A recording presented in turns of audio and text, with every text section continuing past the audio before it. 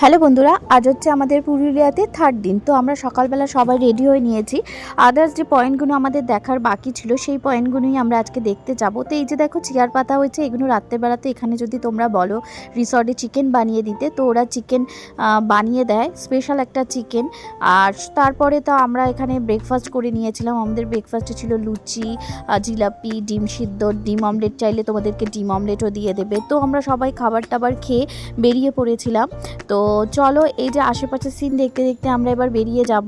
তো চলো তোমাদের সাথে শেয়ার করছি যেই পয়েন্টগুলো আমরা গেছিলাম সেই পয়েন্টগুলো। তো চলো ভিডিওটা স্কিপ না করে দেখতে থাকো।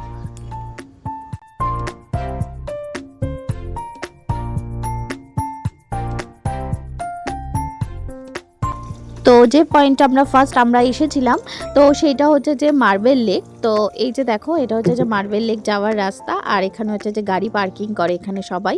এই যে আমার শ্বশুর মশাই আর আমার হাজব্যান্ড, আর এখানে আমার মাম্মা আখের রস খাওয়ার জন্য বায়না করছিল বলে ওকে ওখানে আখ খাওয়াচ্ছিল। তো এই যে আমরা আস্তে আস্তে হাঁটতে হাঁটতে চলে গিয়েছিলাম মার্বেল লেকে। আর এই যে দেখো দূরে পাহাড়ের মতন দেখা যাচ্ছে, এগুলো অ্যাকচুয়ালি মার্বেল। আর এই যে দেখো আমার মাম্মাকে ফটো তুলে দিচ্ছে হচ্ছে যে আমাদের গাড়ির ড্রাইভার। আর এই যে দেখো পাহাড়ের মতন দেখা যাচ্ছে, এগুলো কিন্তু সব অ্যাকচুয়ালি মার্বেল। তো মার্বেলের মধ্যেই এখানে সব খোদাই করে করে একটা সুন্দর লেক তৈরি করা হয়েছে। ভীষণ সুন্দর জায়গাটা, তোমরা চোখে না দেখলে বিশ্বাস করবে না। তারপরে ওখান থেকে আমরা চলে গিয়েছিলাম, এটা হচ্ছে যে বামনি ফলস। তো এই যে দেখো সব এখানে ধারে গাড়ির পার্কিং করার জায়গা আছে, আর এখানে আখের রস টস বিক্রি হচ্ছিল। তারপরে আমরা এই যে চলে গেছিলাম বামনি ফলস। তো এইটার নাকি শুনেছি 400খানা সিঁড়ি পেরিয়ে নিচে ওই ফলসটা দেখতে পাওয়া যায়। তো আমরা সেই জন্য নিচে বেশি দূর যেতে পারিনি, শুনেছি নাকি উঠতে ভীষণ কষ্ট হয়, বাচ্চা নিয়ে আরও বেশি কষ্ট। আর শাশুড়ি মা শ্বশুর কেউ যায়নি, ওনারা গাড়িতেই বসেছিল। তো আমরা সামনেই যেইটুকু ফলসটা দেখতে পাওয়া যায়, বললো সামনে একটা ছোট ফলস দেখতে পাওয়া যায়, তো ওইটুকু ফলস পর্যন্তই আমরা গিয়েছিলাম, তারপর আর যাইনি। তো দেখো এই যে একটা ঝর্ণার মতন বয়ে যাচ্ছে, এই যে এতটুকু পর্যন্ত আমরা গেছি, তারপরে আমরা চলে এসেছিলাম। তো এই যে মারা গাড়িতেই বসে আছে, কেউ যায়নি। তারপর চলো আমরা নেক্সট পয়েন্ট যেটা গেছি সেটা তোমাদেরকে দেখাচ্ছি। তো এটা হচ্ছে যে জঙ্গলের মধ্যে দিয়ে পুরো ঢুকে যাচ্ছি। এইটা হচ্ছে যে ময়ূর পাহাড় বলে। তো এই জায়গাটা হচ্ছে যে ভিতরে পাহাড়ের মধ্যে খোদাই করা আছে ময়ূর, আরও নানা ধরনের পশু, হরিণ, আরও নাকি শুনেছি। আর বিশাল বড় একটা ময়ূরের পাহাড় আছে। তো ওটা দেখার জন্য আমরা চলে এসেছিলাম। তো এই যে দেখো আমরা আমাদের গাড়িটাকে এখানে পার্ক করে দিচ্ছি, ওই গাড়িটা আর যায়নি। তো এই গাড়িতে করেই আমরা আমাদের গাড়ি করেই চলে এসেছিলাম এইটা দেখতে। এই যে বড় একটা উঁচু দেখতে পাচ্ছ, এটাকে বলে ময়ূর পাহাড়। তো চলো সাথে থাকো, পুরো ভিডিওটা তোমরা দেখতে থাকো। দেখি তোর মুখটা, একটু ডান্স করতো। জিভটা যে কেন, তুমি জিভ কেন বার করেছো?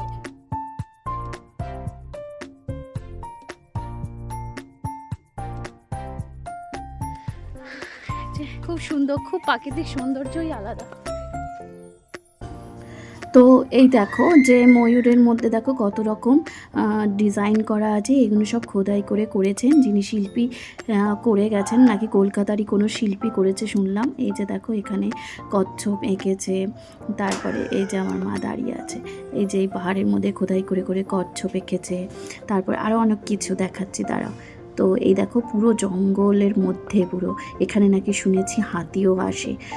আর দেখো এই দেখো এখানে হরিণ করা আছে, এই যে অনেক রকম ডিজাইন করা। তো এই যে ময়ূর পাহাড়টা দেখার জন্যই আমরা এগিয়ে যাচ্ছিলাম। তো মাম্মা দেখো সবার আগে, আর উনি বলছেন যে এত ছোট বাচ্চা কি স্ট্যামিনার ওর, ওর একটা ভিডিও করে রাখো তুমি। আমি তখন বলছিলাম হ্যাঁ ভিডিও করছি।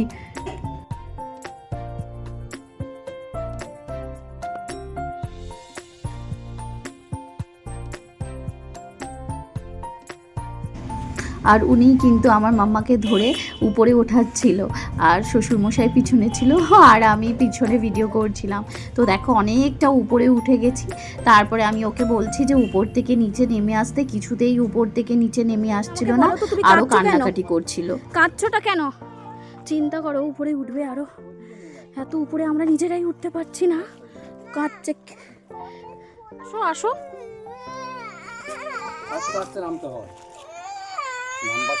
আসো। ও কেন ওই জন্য কাঁদছে থরি না, কাঁদছে না, ও আরো উপরে উঠবে। হ্যাঁ।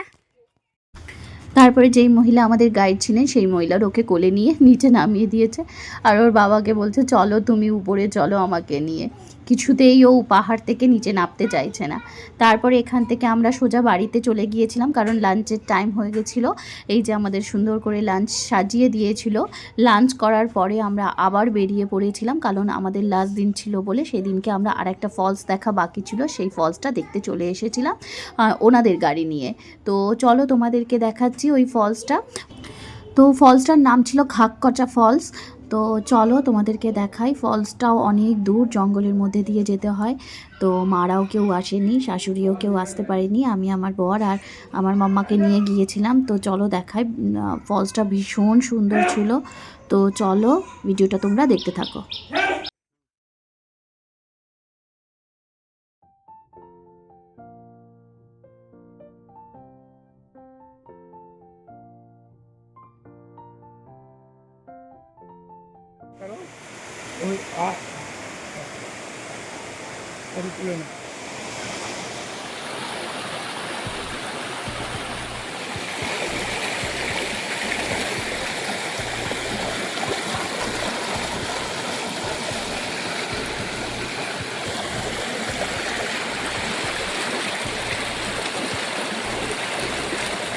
তো দেখলে তো কি সুন্দর ফলস।